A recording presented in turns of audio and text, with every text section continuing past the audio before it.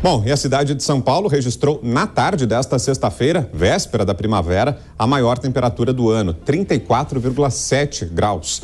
Essa é a segunda vez em menos de uma semana que o índice é superado.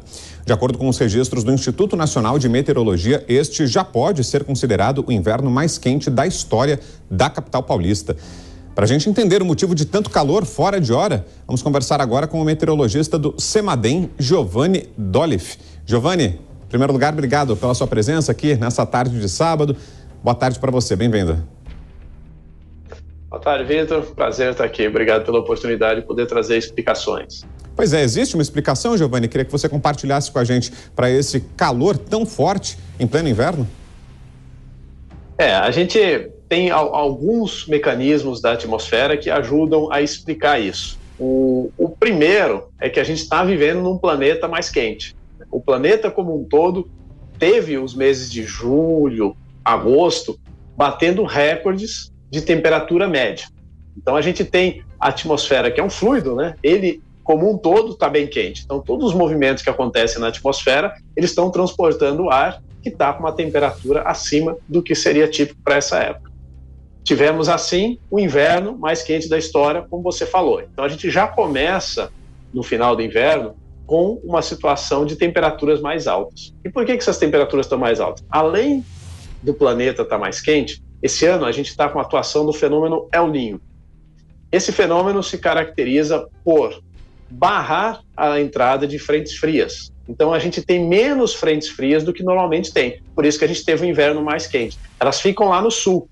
Por isso que no sul tem chovido muito. A gente viu, inclusive, um grande desastre, o maior do Rio Grande do Sul, no início desse mês. Justamente por isso, a chuva fica lá, as frentes frias ficam lá. E como a frente fria não entra, não sobe para o norte, o ar que fica no interior do Brasil vai ficando mais quente.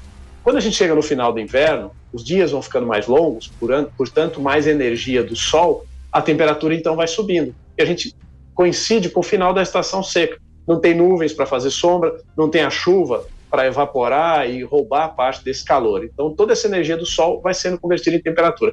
Inclusive, as temperaturas mais altas do ano costumam ser observadas mesmo no início da primavera, por volta de outubro, às vezes em novembro.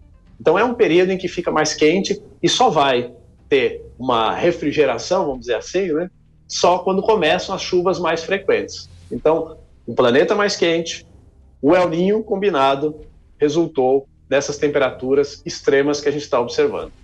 Pois é, você falava sobre chuva, Giovanni, e é justamente sobre isso que eu queria te ouvir, porque geralmente, né, quando essa onda de calor vem no verão, que é o período em que é esperada uma temperatura mais alta, mas quando esse calor vem na época certa, digamos, é natural que no fim do dia a gente tenha pancadas muito fortes de chuva, né, aquela chuva tradicional de fim de tarde do verão.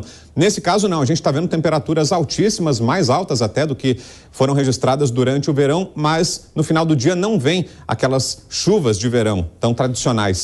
Queria que você explicasse para a gente o porquê. Está muito seco. Esse período do ano é um período em que a gente está saindo da estação seca, né? Esse período chove muito, fica muito seco, né? Não chove nada. A gente tem o mês de agosto, julho e agosto são os 2 meses em que chove menos em São Paulo. Tem anos em que a gente passa o mês inteiro desse de inverno sem cair uma gota de chuva. Então o solo está seco, a atmosfera está seca. Então, toda essa energia que vem do sol é convertida em temperatura.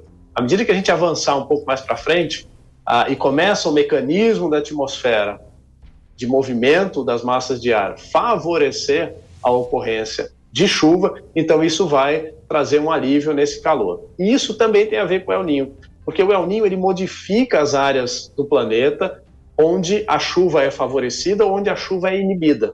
Ao mesmo tempo que o El Niño está favorecendo as chuvas lá no sul, ele está inibindo as chuvas no norte, nordeste e parte do centro do país. Então essa ausência de chuva também tem contribuição do El Niño.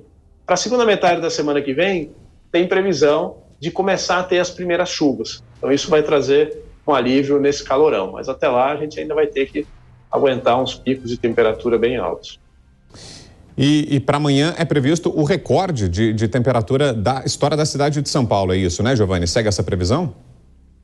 Isso, essa previsão segue e a gente costuma ter o pico de calor imediatamente antes de chegar uma frente fria. Quando elas se aproximam, elas comprimem esse ar quente, essa massa de ar. Quando você comprime o ar, ela esquenta mais. Além disso, a aproximação da frente fria favorece ventos de noroeste em São Paulo. Ou seja, traz o ar quente que está no meio do continente, né? Lá no Goiás, Mato Grosso, que é muito mais quente. Então, a aproximação da frente fria pela compressão e pelo transporte de ar mais quente faz a temperatura subir. Então, como no final do domingo, segunda-feira, tem uma frente fria passando pelo leste de São Paulo, então vai favorecer esse pico de temperatura neste domingo. No meio da semana, a gente deve ter de novo uma outra frente fria. Por isso que tem chance de ter um novo pico de temperatura lá para terça, talvez quarta-feira, com a aproximação de uma nova frente fria. Por um lado, vai ser bom, que quando ela chegar, né, traz um refresco nas temperaturas e vai trazer chuva também. Por outro, antes dela chegar, gera esses picos de temperatura. Então a gente pode ter um recorde amanhã, pode ter um novo recorde já aí na primeira metade da semana. Pois é, Giovanni, eu ia te perguntar justamente sobre o futuro. A tendência é que ondas de calor tão fortes quanto essa que a gente está atravessando se repitam com mais frequência ou não? Foi resultado justamente dessa combinação de fatores a que você se referia no início, com o peso decisivo do El Niño, e é difícil que isso se repita? É um momento muito pontual, um caso muito isolado ou não? Há uma tendência de ondas de calor assim no futuro? Tem uma tendência, Vitor. Ao longo dessa primavera, a gente pode ter novamente esses períodos mais secos, porque a primavera, sendo uma estação de transição entre o inverno, que é seco, e o verão, que é mais chuvoso, ela apresenta características de um e do outro. Ou seja, dias mais secos, com o sol já mais, os dias mais longos, mais energia do sol, picos de temperatura máxima, alternados com dias de chuva.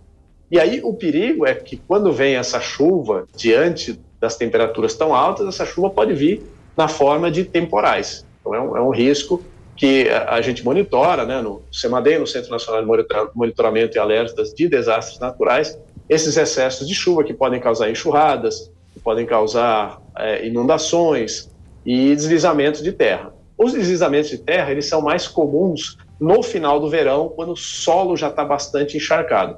Essa época, os deslizamentos de terra são menos comuns. Aí quando a gente vai para o verão já tem chuvas com mais frequência, tem mais umidade, né, tem mais nebulosidade, então a gente nem sempre tem picos de temperaturas tão elevadas. Tem essa sazonalidade, é típico que na primavera a gente tenha picos de temperatura, né? Assim, em muitos anos é frequente na primavera a gente atingir as temperaturas mais altas do ano. No verão, com a chuva, é mais difícil. Aí fala, ué, mas a primavera então é mais quente que o verão? A gente está falando de picos de temperatura. Na primavera, tem algumas frentes frias que trazem dias mais frescos. Então, quando você faz a média da temperatura na primavera inteira, ela é mais baixa do que a média no verão. Mas os extremos, eles são mais frequentes na primavera. Agora, diante desse cenário de um planeta mais quente, o El Niño, que ainda deve atuar até o começo do ano que vem, durante a primavera podemos ter novos picos de calor. E se essa área mais seca do El Niño, que está no centro-norte do país, se desloca um pouco para o sudeste, né, para São Paulo e Rio, mesmo no final do ano, já no meio da estação chuvosa, a gente pode ter uns dias secos atingindo novamente picos de temperatura. Então, Vitor, é usar a roupa clara. Eu errei hoje também, né? Estou de preto aqui, igual a Camila, devia estar de roupa clara. A gente vai ter que se acostumar a usar roupas mais claras. Ok. Aí então as explicações, informações do Giovanni Dollif, que é meteorologista do CEMADEM, esteve ao vivo com a gente aqui na Jovem Pan. Obrigado, viu, Giovanni, pela presença. Aproveite o final de semana, se cuide, até uma próxima.